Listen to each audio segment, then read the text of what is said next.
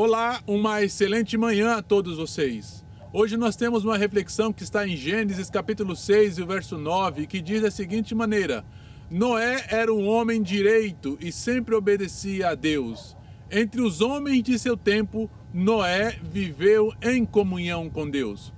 O texto ele apresenta as razões pelas quais Noé achou graça diante de Deus. Apresenta as razões pelas quais Noé e sua família foram preservados da destruição do dilúvio. Noé, ele não foi preservado por capricho divino. E o texto, ele apresenta os motivos, as características que tinha Noé e o que distinguia ele de todos os outros homens. Noé, ele foi chamado de justo, ou seja, isso não implica que ele tinha uma inocência irrepreensível. Está mais relacionado com a retidão de Noé. Noé era um homem honrado, Noé era um homem virtuoso.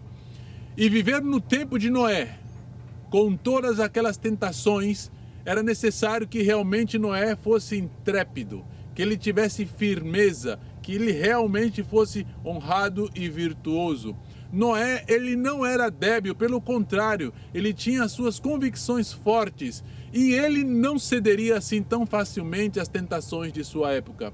Noé também era perfeito, diz o texto bíblico. Esta perfeição não indica impecabilidade, indica a integridade moral de Noé. Ele vivia uma vida piedosa. E Noé também tinha uma última característica, que era a comunhão com Deus, ou seja, Noé caminhou com Deus. E isso nos faz lembrar de seu antecessor ou de seu antepassado, que foi Enoque, que também andou com Deus. Assim como a época de Noé, hoje, a nossa época também, ela é repleta de maldade. A maldade, ela prospera, a corrupção aumenta dia a dia. E como Noé, nós devemos viver em retidão, em um mundo de corrupção, em um mundo de tentações de diversas maneiras. Nós devemos ter integridade moral, perfeição moral, para que nós não possamos ceder aos atrativos desse mundo, não ceder às tentações do maligno. Nós devemos, como Noé, andar com Deus, andar constantemente em comunhão com Deus.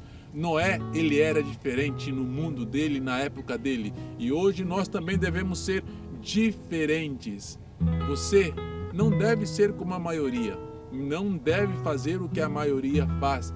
Você deve fazer aquilo que está em conformidade com Deus. E isso é apenas a minoria que faz. E Noé, ele foi diferente. Hoje, amanhã e depois de amanhã, continue sendo diferente. Seja como Noé neste mundo de corrupção.